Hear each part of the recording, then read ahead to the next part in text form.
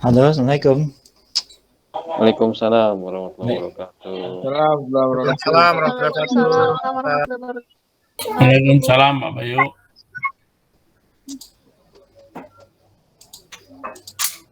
Baik, kita sambung ya. Mana tadi? Waalaikumsalam, Pak. Ya, waalaikumsalam.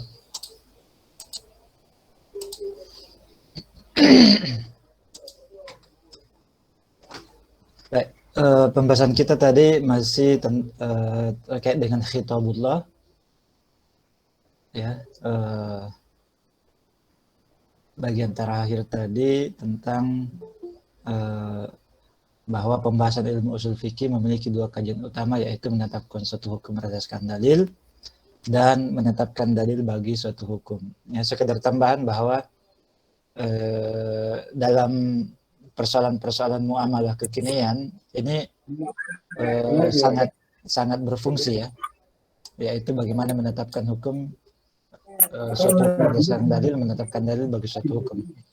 Karena sebagaimana kita ketahui yang paling banyak berkembang soal hukum ini adalah dalam kaitannya dengan muamalah kekinian ya, di mana kita ketahui perkembangan dunia bisnis itu kan sangat cepat sekarang ini. Ya, seperti tadi yang saya sempat sebut contohnya ya, seperti uang digital ya, uang digital, Bitcoin dan cryptocurrency ya, kemudian tentang fundraising melalui crowdfunding ya secara online. Itu semua adalah perkembangan muamalah kekinian. Untuk sekarang ini seperti misalnya cryptocurrency Bitcoin itu, para ulama masih ya, fatwa beberapa negara pun itu masih mengharamkan ya, termasuk dengan cryptocurrency itu masih tidak membolehkan. Ini yang dikaji sebetulnya dalam usul fikih ya, bagaimana menetapkan suatu hukum ya dari masalah-masalah terkini yang dihadapi oleh manusia itu berdasarkan dalil, atau bagaimana ada tidak dalil yang menyebutkan tentang hukumnya cryptocurrency. Itu perlu dicari, atau tentang Bitcoin itu perlu dicari. Saya izin bertanya, Pak. Masuk kerana usul fikih atau apa ya, Pak? Dan beda itu apakah hukum? Beda itu apakah hukum? Ya.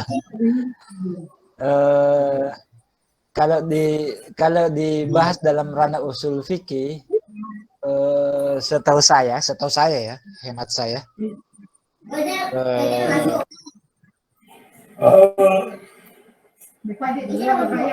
dia jarang dibahas dalam ranah usul fikih.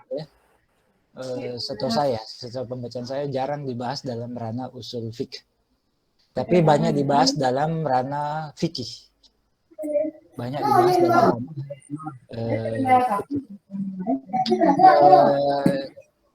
bid'ah secara istilah biasa dipakai sebagai lawan daripada sunnah.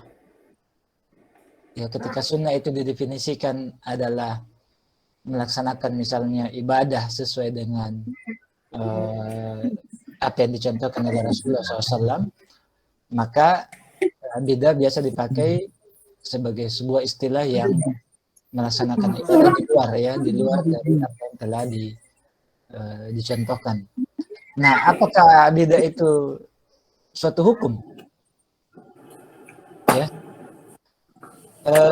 secara langsung dia bukanlah suatu hukum, karena hukum taklifi, kalau dikatakan hukum taklifi ya itu kan cuma ada 5, wajib, sunnah, kemudian haram, ya, kemudian mubah, ya, kemudian makruh, ya, itu yang masuk dalam hukum taklifi. Nah, kalau dia dimasuk dalam hukum wada'i mungkin, ya, karena kalau hukum-hukum taklifi kan ketika kita berbicara tentang hukum itu kan terbagi dua, ya, ahkamus syara itu ada 2, taklifi dan wadi'i. Cuma wadi'i ini juga, kalaupun bid'ah dimasukkan dalam wadi'i, ini juga susah juga karena dia tidak disebutkan secara langsung oleh Allah Subhanahu wa taala, tapi dia hanya ketentuan yang bagian dari ketentuan yang disebutkan oleh para ulama kita sebagai suatu hal yang dilarang oleh Rasulullah SAW dalam hadis itu kan. Nah, beda ini nanti terbagi juga, ada yang boleh, ada yang haram, ya. Jadi dia dikatakan hukum itu sendiri bukan, karena dia tidak termasuk hukum taklifiyah. Ya, tidak ada dikatakan amalan manusia itu misalnya dia disebut bid'ah, dia melaksanakan bid'ah. Nah, bid'ahnya itu belum menjadi hukum taklifiyah, belum. Nanti kalau dikatakan bid'ahnya itu haram atau bid'ahnya itu makruh, ya baru itu menjadi hukum yang taklifiyah. Gitu ya Pak ya. Dari perspektif usul fikih dia bukan hukum taklifi, ya, bukan hukum taklifi. Wallahu alam. Gitu Pak ya. Pak TB, atau ada yang lain yang dimaksudkan oleh Pak TB? Iya Pak, benar Pak. Ya, tapi gitu. Mungkin teman-teman kita yang dari Salafi itu ketika berbicara tentang hukum, kenapa sebenarnya mereka lebih ke memakai istilah sunnah dan bid'ah. Nah gitu kan. Iya. Padahal dalam hukum usul fikih sama fikih juga nggak ada hubungannya sebenarnya. Sebetulnya begini, saya mencoba memahami teman-teman Salafi karena saya juga banyak bergaul dengan teman-teman Salafi itu. Jadi ketika berbicara tentang, kalaupun mau dikaitkan dengan usul fikih itu kan sumber hukum kan ada dua, Al-Quran dan Sunnah, ya kan? Secara usul fikih sumber hukum ada dua, yaitu Al-Quran dan Sunnah. Maka ketika ada orang yang kemudian melakukan suatu amalan yang kemudian dianggap tidak ada dalilnya, tidak ada dasarnya dari Al-Quran dan Sunnah, maka dianggap dia berlawanan dengan Al-Quran dan Sunnah. Nah, perbuatan yang dianggap bertentangan dengan Sunnah secara khusus itu yang kemudian dikatakan bid'ah. Nah, cuma kadang-kadang teman-teman Salafi ini tidak bisa mendetailkan hukum bid'ahnya itu apa.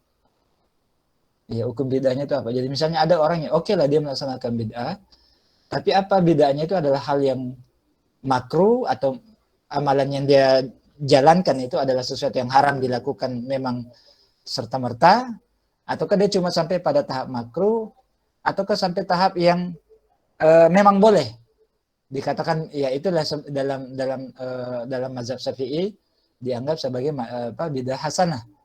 Nah, itu kan yang didetailkan seperti itu. Nah, kadang-kadang yang sampai kepada permukaan itu cuma bid'ahnya secara umum. Oke, amalan ini bid'ah, tapi secara detailnya hukum bid'ah itu apa?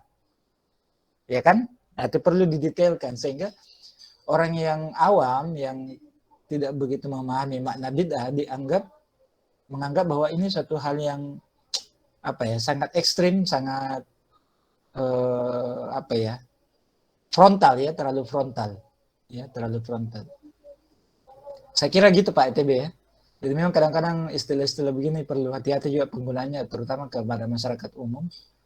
Ya, akan menimbulkan gejolak juga kalau tidak bijak menempatkan istilah-istilah tersebut. Wallahu a'lam. Baik. Nah, saya kembali tadi masalah muamalah kekinian ini. Ya.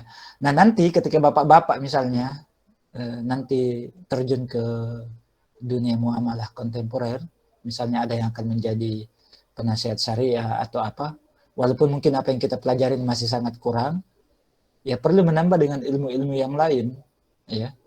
Sehingga nanti ketika kita terjun ke lapangan, ya ketika kita berinteraksi dengan hukum-hukum muamalah kontemporer, kita juga tidak serta-merta ketika kita bertemu dengan suatu transaksi atau apa, tidak serta-merta mengatakan bahwa ini tidak boleh. Ya, apalagi dalam kaidahnya bahwa hukum asalnya muamalah itu al-aslu fil muamalah al-ibahah. Ya, boleh saja.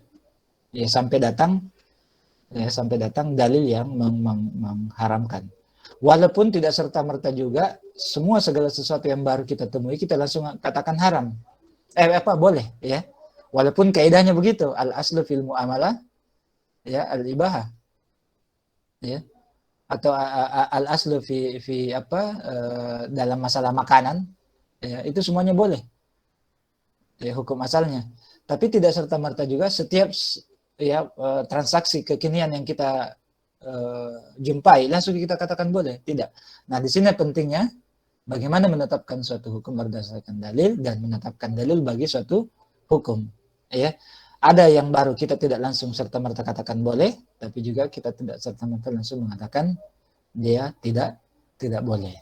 Nah, disinilah diperlukan bagaimana kita penguatan keilmuan di bidang usul fikih dan fikih itu sendiri, ya.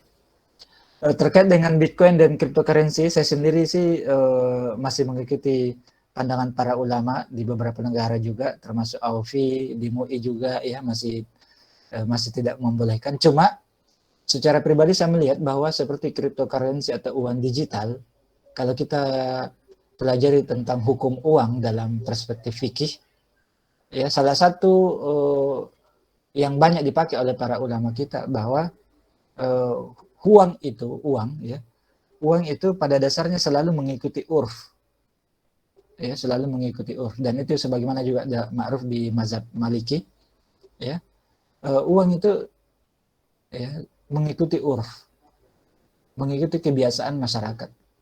Apa yang disepakati oleh masyarakat untuk digunakan sebagai currency, sebagai medium exchange, ya perantara atau alat untuk mengantarai ya jual beli dan transaksi muamalat, itu kembali kepada apa yang menjadi kebiasaan masyarakat atau apa yang akan menjadi kesepakatan masyarakat.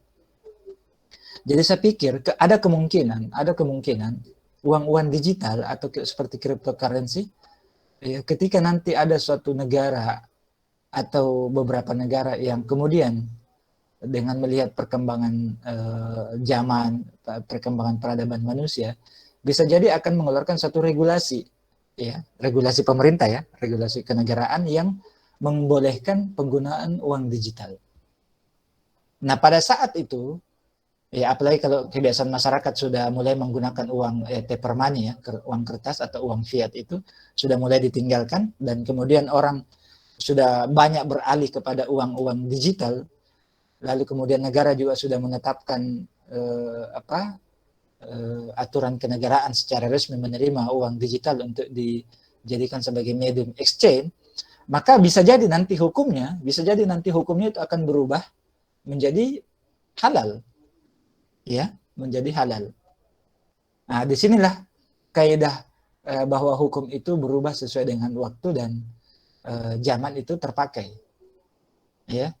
Terpakai tagayyur hukum atau al-hukmu bitagayyuril ya zaman, ya, wa bitagayyuril makan, ya. Nah, itu terkait dengan cryptocurrency. Begitu juga dengan transaksi-transaksi yang lain, ya. Begitu juga dengan transaksi-transaksi yang lain. Tapi sekali lagi, setiap masalah, setiap kasus itu pasti akan ada detailnya. Kita tidak boleh hantam kromo, ya. Akan ada detailnya.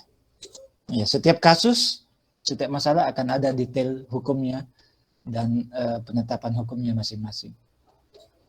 Baik. Kemudian klasifikasi sumber hukum.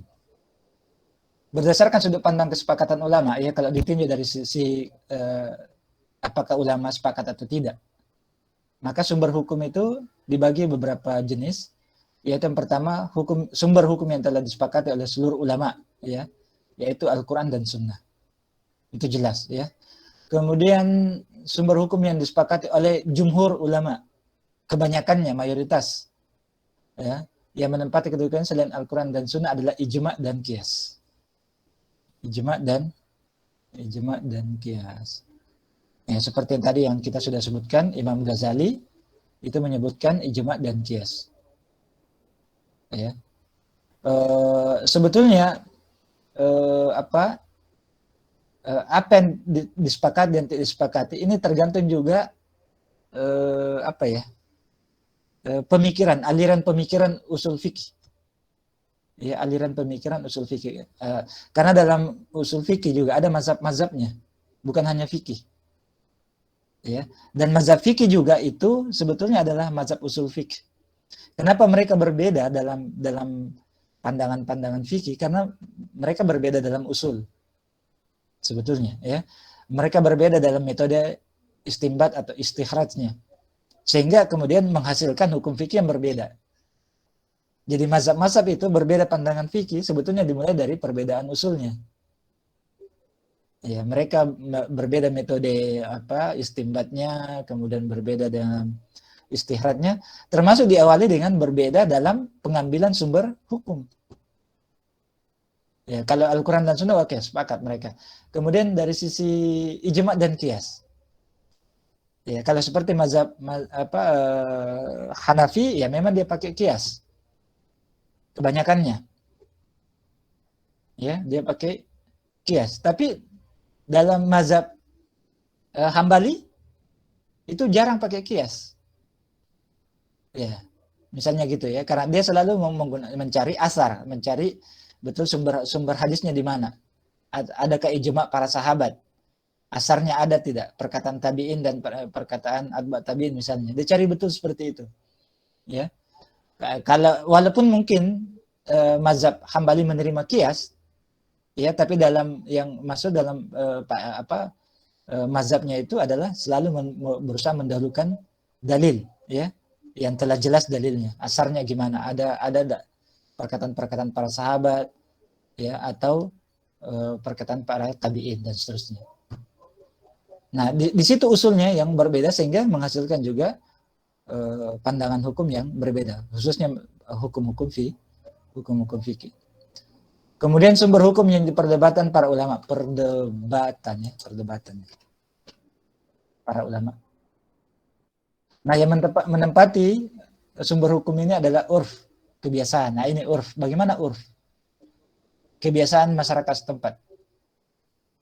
Ya. Al-ada al-muhakkamah. Ya, kebiasaan masyarakat setempat, ya. Selama kebiasaan itu tidak bertentangan dengan dalil-dalil pokok, ya, syariat, ya, tidak bertentangan dengan Al-Quran dan Sunnah, dalil-dalil pokok syariat itu, maka kebiasaan itu bisa menjadi hukum. Bisa menjadi hukum. Itu yang disebut urf. Nah, yang saya sebut tadi seperti hukum uang itu, ya, hukum uang. Kenapa dijadikan kebiasaan masyarakat di tempat itu, ya, ketika dia bisa misalnya dia menggunakan uang tertentu, itu menjadi hukum yang berlaku, itu yang disebut urf. Ya. Apalagi dalam urusan yang memang syariat tidak langsung mengatur. Ya kan tidak ada dalam Al-Quran dan Sunnah itu yang secara jelas, ya, kalau kita menggunakan istilah dalalah mantuknya, yang menyebutkan bahwa uang itu mesti uang emas dan uang perak atau dinar dan dirham. Walaupun banyak hadis menyebutkan dinar dan dirham, tapi tidak dalam konteks bahwa itulah uang yang wajib dipakai. Nah, kan begitu. Nah, dan itu masuk dalam perdebatan ulama, pembahasan para ulama itu, apakah memang uang dinar dirham itu wajib dipakai? Memang kebanyakannya para ulama kita, terutama ulama-ulama klasik, itu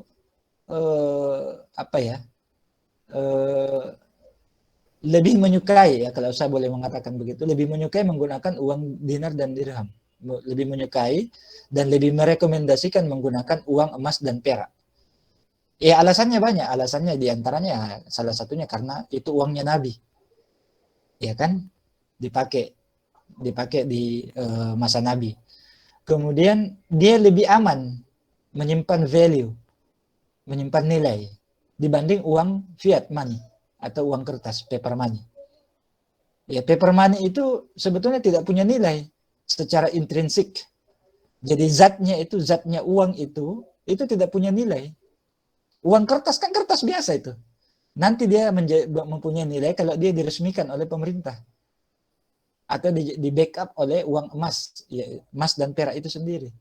Nah, kalau Anda baca history of money, sejarah uang itu, munculnya uang kertas itu diakui sebagai uang, ya, karena dia adalah mewakili uang utang, jadi surat utang dia sebetulnya. Jadi awalnya uang kertas itu adalah surat utang. Apa backupnya? Apa jaminannya? Ya emas. Jadi setiap orang yang memiliki emas itu disimpan di suatu lembaga tertentu, ya. Dulu pertamanya itu adalah London Bank misalnya, ya, di awal asal mulanya uang itu di Eropa, ya, disimpan di situ emasnya, lalu lembaga itu mengeluarkan surat utang, surat yang kemudian di mana surat itu bisa dijadikan sebagai alat tukar karena orang yang memegang itu punya jaminan emas. Jadi kalau dia tidak punya jaminan emas, dia tidak bisa memiliki surat itu, surat utang itu, surat yang bisa dipakai untuk berjual beli. Nah, akhirnya perkembangan manusia, uang kertas itu diterbitkan oleh lembaga seperti bank, meskipun tidak dengan jaminan apa-apa. Nah, hanya jaminan pemerintah, stempelnya pemerintah. Itu sejarah ringkasnya uang. Sehingga dalam hal ini, sebagian ulama kontemporer itu memang tidak mau sama sekali menggunakan uang, mengatakan bahwa uang paper itu sebetulnya haram. Haramnya apa? Selain mengandung ribawi, ya, dia juga tidak sah sebagai alat pembayaran. Itu sebagian ulama kontemporer ada yang sampai berpendapat begitu. Tapi mayoritas ulama mengatakan bahwa ya karena dia sudah dijadikan sebagai uang yang resmi, ya, dan negara juga pakai secara resmi, kemudian dia juga di backup oleh emas, ya, macam-macam lagi alasannya, dan dia juga termasuk urf, kebiasaan masyarakat setempat, maka akhirnya uang kertas itu dianggap sah sebagai alat jual beli atau alat medium exchange, ya, medium of exchange, dan seterusnya. Ini tentang urf, ya, al-ada al-muhakkamah dijadikan sebagai salah satu sumber hukum. Nah, ini perdebatan para ulama, apakah urf itu bisa menjadi sumber hukum? Ya, ada juga yang tidak bisa menerima. Ya. Kemudian istishab, pemberian hukum berdasarkan keberadaannya pada masa lampau. Ini termasuk juga yang mirip dengan urf ini, ya. Istishab, jadi pemberian hukum berdasarkan keberadaannya pada masa lampau. Maksudnya pernah diamalkan, ya, di zaman dulu, ya. Lalu kemudian hukumnya bagaimana di zaman sekarang, ya, itu dikembangkan lagi. Nah, ini macam-macam lagi wacana dan pembahasan para ulama kita. Kemudian istihsan, anggapan baik tentang sesuatu, ini sempat kita singgung, ya, pada pertemuan kita yang lalu. Kemudian maslahah mursalah. Nah, ini, ya, al-maslahah al-mursalah. Kalau kita bahasa Indonesia kan apa ya masalah mursalah? Ini sudah diterima dalam bahasa Indonesia, ya? Masalah mursalah. Ya, kebaikan yang diturunkan, ya, mursalah. Apa ya bahasa Indonesianya? Masalah mursalah. Kemudian syar'u man qablana. Syariat orang-orang sebelum kita, ya. Syariat kaum sebelumnya, ya. Nah, ini menjadi perdebatan para ulama kita, apakah dia menjadi sumber hukum atau tidak. Ya, sebagian ulama mengatakan bahwa ini hanya alat, ya, alat, bukan sumber hukum itu sendiri. Dia hanya alat atau metode untuk menggali hukum. Ya, seperti misalnya contoh kodifikasi Al-Quran, ya, atau penulisan Al-Quran atau pembukuan Al-Quran, ya, pembukuan Al-Quran. Itu kalau tadi pertanyaannya Pak TB, ya, itu ada orang yang salah paham menganggap bahwa pembukuan Al-Quran itu adalah termasuk bid'ah, karena tidak pernah juga Nabi suruh secara langsung, ya, secara clear. Kemudian hanya dilakukan di zaman sahabat, ya. Kemudian ada malah juga 1-2 sahabat yang kurang menyetujui, ya, penulisan Al-Quran. Ya, walaupun sahabat-sahabat kibar itu rata-rata sepakat untuk kemudian mengumpulkan dan menulis Al-Quran, terutama ya Abu Bakar As-Siddiq, ya Utsman bin Affan dan seterusnya.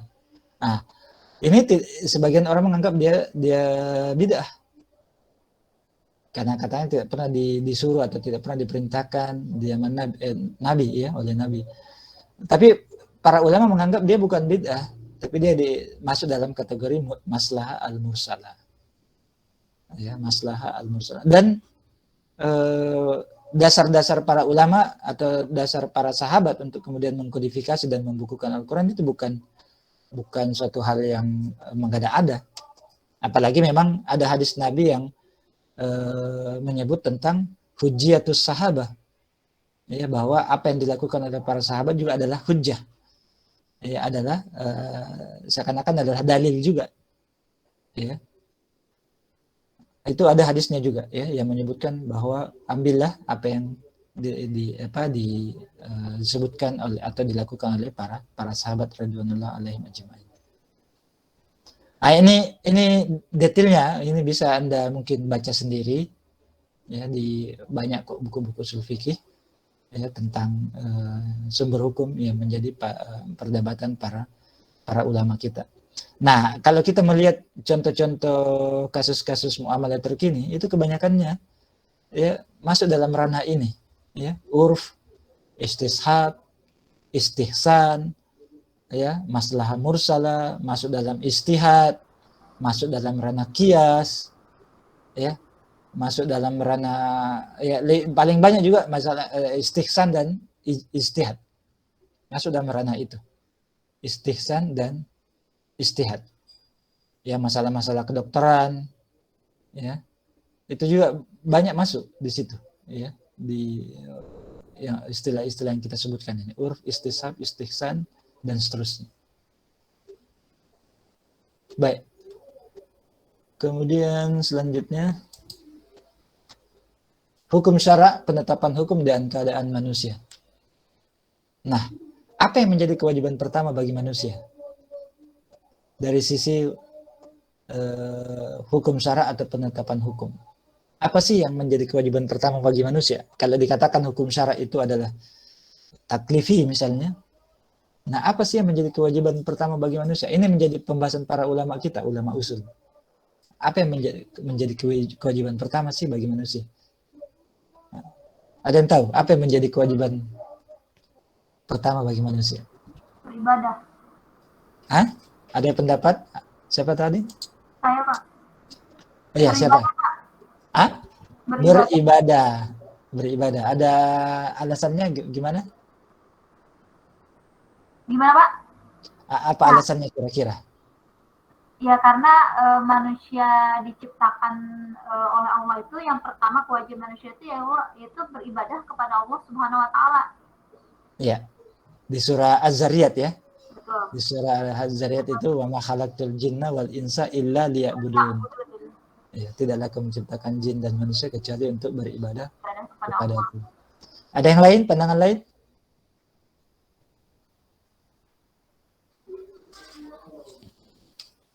Kira-kira apa?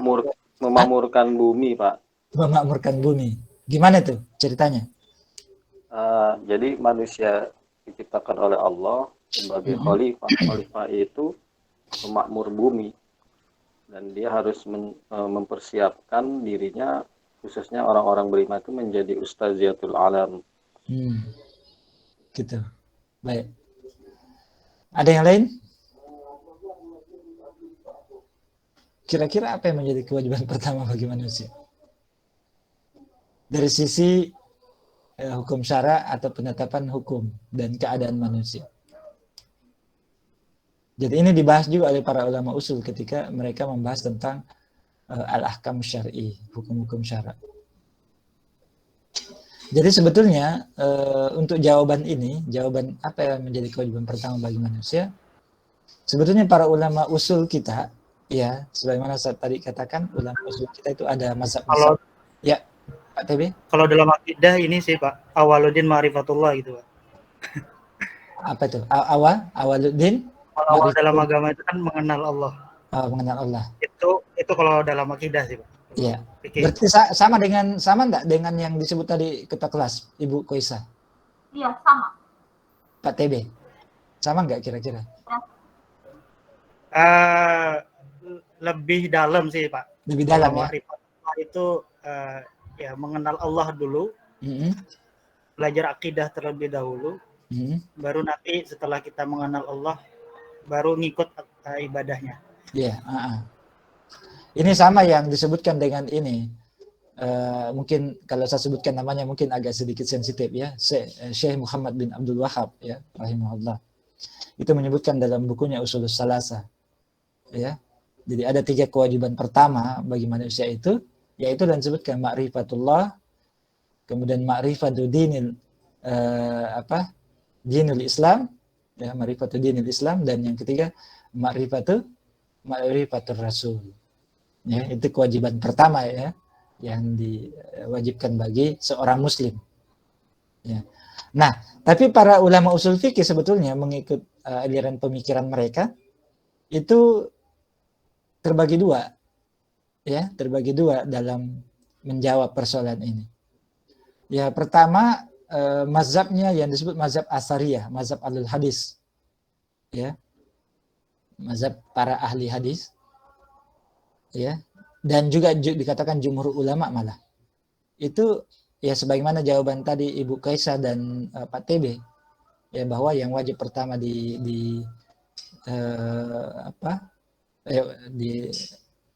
diwajibkan kepada manusia itu adalah ibadah dan tauhid, atau tauhid dan ibadah. Ya, tauhid di sini adalah syahadatain, ya, kemudian implementasi daripada tauhid dan syahadatain itu adalah ibadah. Itu adalah kewajiban yang pertama bagi manusia. Dalil-dalilnya ya salah satunya itu tadi, ya, surah Az-Zariyat, kemudian surah Muhammad ya di ayat 19, kemudian di surah As-Saffat, kemudian termasuk ada hadis Rasulullah SAW, ada hadis terkenal dari Rasulullah SAW itu, umirtu an uqatilan nas hatta yashhada an la ilaha illallah. Saya diperintahkan untuk memerangi manusia sampai mereka, ya, bertauhid, sampai mereka mengatakan, ya, atau mengucapkan syahadat. Itu yang dijadikan oleh para ulama yang berpendapat bahwa kewajiban pertama manusia itu adalah tauhid atau bersyahadat dan ibadah. Ini jumhur ulama. Kemudian sebagian ulama yang lain yang disebutkan ini segolongan ahli kalam, ya, Mu'tazilah, dan termasuk juga mazhab Asy'ariyah, itu ya mengatakan, berpendapat bahwa kewajiban pertama bagi manusia itu bukan tauhid dan syahadatain, tapi an-nazru wal istidlal. An-nazru wal istidlal, yaitu untuk mencari ilmu dan beristidlal, mempelajari dalil, ya, atau mengetahui dalil, ya. Banyak juga dalilnya. Salah satu dalilnya yang paling kentara itu adalah fa'lam annahu la ilaha illallah. Ketahuilah bahwasanya Allah itu tiada ilah selain dia, selain Allah Subhanahu wa taala. Jadi itu yang jelas itu dalam ayat itu ya. Saya cuma lupa di ayat apa itu, fa'lam annahu la ilaha illallah, surah apa. Jadi disuruh ketahuilah, maksudnya berilmulah dulu supaya kau tahu, supaya kau mengenal Allah. Jadi sama tadi yang dijelaskan juga Pak TB. Jadi kalau disuruh kita ma'rifatullah, artinya kita disuruh ma'rifat itu mengetahui, belajar. Ya memang tauhid, tapi bagaimana Anda mengetahui tauhid?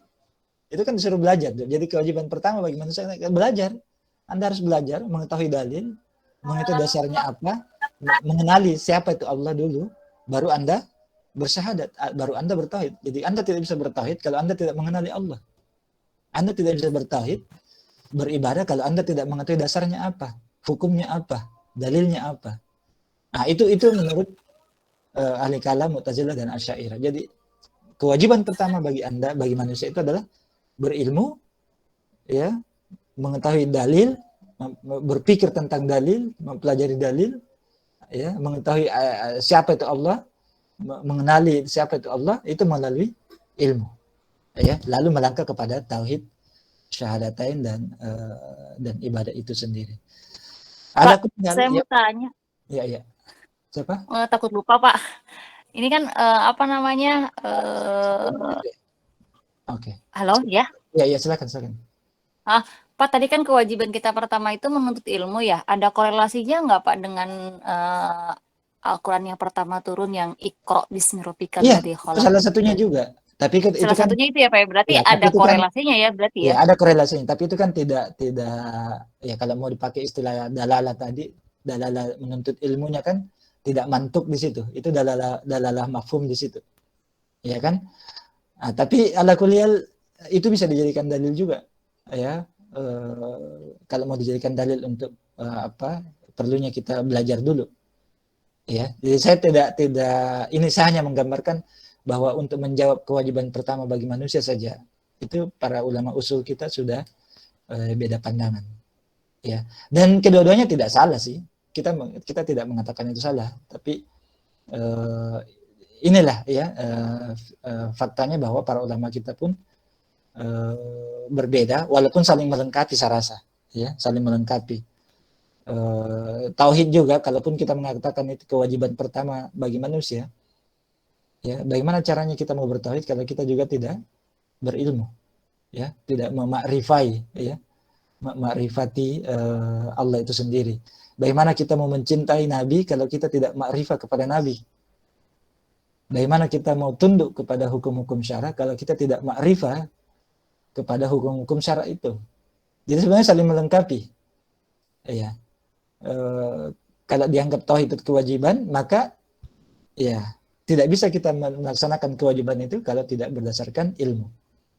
Imam Bukhari sendiri membuat satu bab dalam kitab sahihnya, ya, Sahih Bukhari, itu kan al-ilmu qablal qauli wal amal. Ilmu dulu sebelum apa? Sebelum berkata dan berbuat. Dia buat satu bab begitu, bab khusus, ya, al-ilmu qabla al-qaul wal kamal wal amal, ya. Ilmu dulu sebelum berkata-kata dan beramal. Artinya apa? Kalau Anda mau bertauhid, Anda mau beribadah, ya, mau bersyahadat, mau apa saja, ilmu dulu lah. Ilmu dulu. Sama ketika kita ini ada yang menampilkan, ya, kewajiban pertama seorang manusia menurut Ahlus Sunnah wal Jamaah. Ya, semua dalam ranah Ahlus Sunnah wal Jamaah, ya.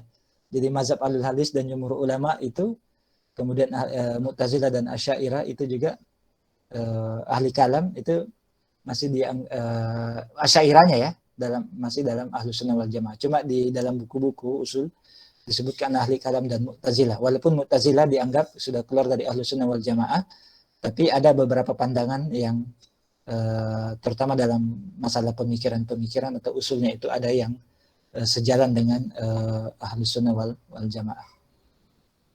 Baik. Ya, silahkan dieksplor, ya. Ya. Hal yang pertama diwajibkan atas manusia adalah mengetahui tentang Tuhan dengan meyakini. Ini memang Ibn Ruslan Az-Zubat ini salah satu yang sejalan dalam mazhab Asy'ariyah. Ya, diwajibkan manusia adalah mengetahui tentang Tuhan dengan meyakininya. Ya. Baik. Kemudian baik dan buruk sudah diketahui oleh akal, tapi benar salah, dosa dan pahala adalah urusan syara. Nah, ini pun ada perdebatan para ulama, ya. Ulama usul. Ya, ada yang mengatakan baik dan buruk itu tidak bisa diketahui oleh akal. Akal semata, ya. Kenapa? Karena akal semata akal itu kan cuma alat. Oke, silahkan. Ini pun sudah ya. 10 menit lagi. Jadi sebagian ulama mengatakan bahwa baik dan buruk itu tidak bisa langsung diketahui secara akal. Kenapa? Karena dia juga perlu ilmu. Akal itu kan cuma alat. Ya, akal itu cuma alat untuk memahami baik dan buruk. Dan nanti dia sudah belajar, artinya sudah masuk ilmu pada akal itu, baru dia bisa mengenali baik dan buruk. Ini menurut sebagian ulama, ya. Tapi jumhur ulama mengatakan bahwa baik dan buruk sebetulnya sudah diketahui oleh akal, sudah bisa dikenali. Misalnya kalau dia misalnya diberitahu tentang makanan ini, ya makanan ini tidak baik untuk kesehatan misalnya. Ya tidak baik untuk kesehatan itu kan buruk. Akal langsung bisa menerima. Ya akal langsung bisa menerima. Ya. Ataukah misalnya kita mendapati dalam hidup kita sehari-hari ya yang bisa membahayakan jiwa, itu kan akal bisa langsung mengenali. Ya. Ala kulli hal, ya kebanyakan ulama juga mengatakan bahwa baik dan buruk sudah diketahui oleh akal, tapi benar salah, apakah sesuatu itu benar atau salah, itu kan lain dengan baik dan buruk ya. Benar atau salah, dosa dan pahala, itu adalah urusannya syariat. Adalah urusannya syariat. Yang menetapkan dia perbuatan itu meskipun mungkin dalam pandangan kita buruk, tapi ternyata menurut syariat dia tidak buruk. Nah, berdasarkan inilah sebagian ulama itu kemudian menyebutkan bahwa baik dan buruk itu ya tidak diketahui oleh akal. Ya, nanti syariat yang menjelaskan, baru akal bisa menerima. Iya. Ya. Nah, ini bisa dieksplor di beberapa ayat Al-Quran ya. Al-Isra, kemudian An-Nisa, kemudian Al-A'raf, dan seterusnya. Kemudian segala sesuatu sebelum ditetapkannya hukum syara adalah al-ibahah. Jadi segala sesuatu hukum asalnya itu adalah boleh sebelum adanya hukum syara. Ya, jadi memang hukum asalnya semua boleh. Ya, sampai kemudian dikatakan oleh hukum syara itu tidak boleh. Ya, sampai dikatakan oleh hukum syara itu benar atau salah. Izin bertanya seperti asuransi. Nanti saya jawab ya, saya selesaikan dulu. Jadi segala sesuatu sebelum ditetapkan hukum syara adalah al-ibahah. Ya, ini bisa dieksplor di surah Al-Baqarah, Al-A'raf, dan Al-An'am. Ya, sebelum ada hukum syara ya. Sebelum ada hukum syara. Baik. Izin bertanya, seperti asuransi jiwa apakah secara hukum diperbolehkan? Karena banyak beranggapan jika hidup mati kita sudah. Kalau sebagian ulama kontemporer itu membolehkan. Ya, membolehkan asuransi syariah. Ya, ini juga menjadi ranah khilaf para ulama kita. Ya, saya tidak mau mengatakan yang mana yang tapi silakan baca sendiri nanti di buku-buku, di jurnal-jurnal. Tapi yang jelas memang ini ada khilaf. Ya, ada khilaf para ulama kita. Ada yang menganggap bahwa asuransi ya itu tidak ada secara umum, ya. Apalagi asuransi jiwa, tapi sebagian ulama, khususnya ulama kontemporer, mengatakan itu boleh. Ya, asuransi itu. Dia salah satu bentuk ta'awun. Ya, salah satu bentuk ta'awun bagaimana saling membantu dan saling meringankan beban ya orang lain ya dalam bentuk ta'awun. Saya kira gitu ya, wallahu taala alam tentang hukum syariah. Ya walaupun kalau saya ditanya pandangan pribadi saya tidak ikut asuransi ya. Saya tidak ikut asuransi, saya cuma bisa bilang begitu. Ya, tapi itu pandangan pribadi saya saja. Ya, saya tidak mengatakan bahwa itu yang maknanya saya lebih condong kepada pandangan asuransi itu tidak boleh ya, tidak. Dari pandangan pribadi saja saya tidak mengikut asuransi ya. Wallahu taala alam. Kemudian baik, ada yang mau ditanyakan terkait dengan slide tadi? Saya Pak. Ibu Fitri, silakan. Iya, maaf Pak, saya tanya lagi. Tadi kan memang kewajiban utama kita manusia itu kan mencari ilmu ya Pak. Saya pernah baca dalam sebuah buku tuh, kalau ternyata para ulama itu ternyata 30 tahun beliau mempelajari adab, 20 tahunnya mempelajari ilmu gitu. Iya. Bahkan memang di beberapa referensi juga kan pelajari adab dulu sebelum ilmu. Itu gimana ya Pak ya? Iya. Mohon penjelasannya Pak. Kalau saya menganggap begini, adab itu sendiri ilmu. Ya, ilmu kan ada pembagian-pembagiannya juga. Jadi ilmu secara umum itu sudah termasuk adab. Jadi ketika kita mempelajari adab itu sebetulnya kita mempelajari ilmu sendiri juga. Nah, ilmu yang dimaksud oleh para ulama itu ketika dia mengatakan saya 30 tahun, 40 tahun belajar adab baru belajar ilmu, maksudnya ilmu selain ilmu adab ya, seperti ilmu fikih, ilmu akidah, ya. Nah, yang 40 tahun itu adalah ilmu tentang adab itu sendiri, karena adab itu sendiri adalah ilmu. Bagaimana etika kepada guru, etika kepada sesama murid, etika kepada orang lain, etika di dalam majelis ilmu, etika berhadapan dengan buku, ya, etika kita ketika sudah menjadi orang berilmu, itu kan ilmu sendiri. Jadi adab itu sendiri adalah ilmu. Ya, adab itu sendiri adalah ilmu yang sekaligus harus diimplementasikan. Yang sekaligus harus memang dipraktekkan.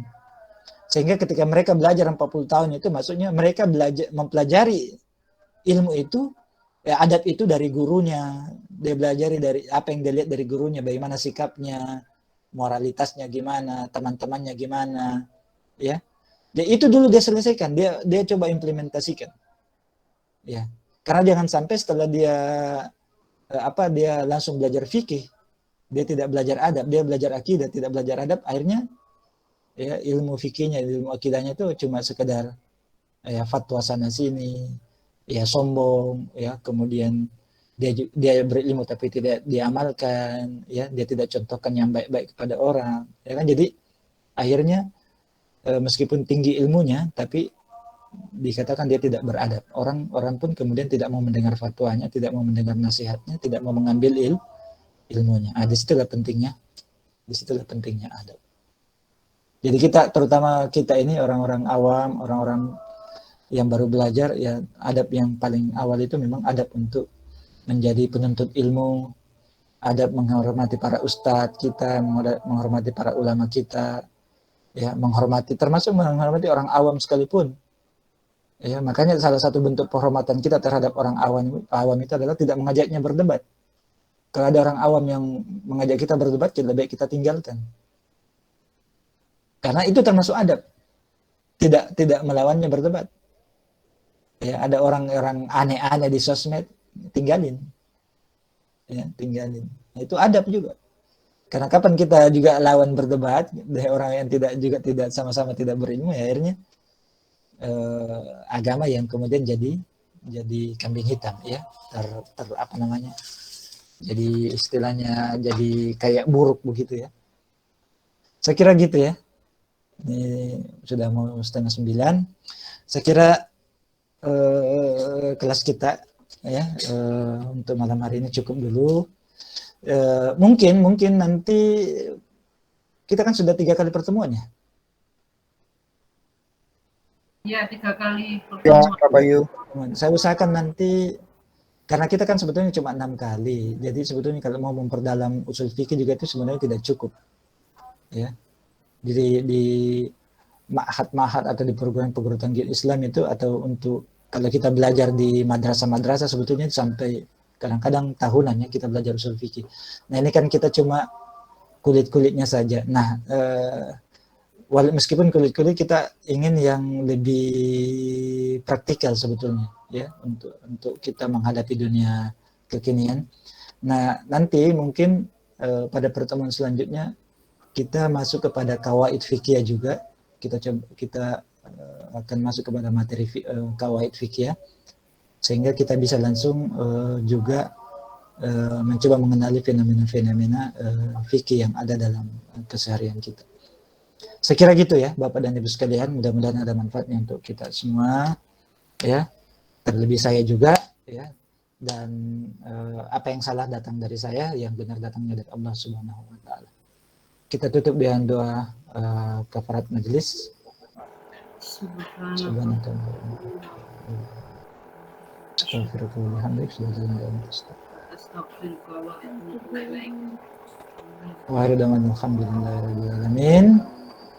Ya, ilal liqa. Assalamualaikum warahmatullahi wabarakatuh.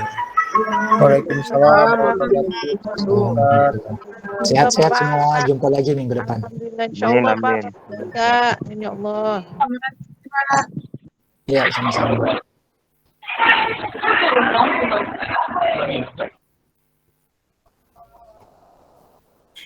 Terima kasih, Pak. Sama-sama. Terima kasih. Assalamualaikum. Waalaikumsalam.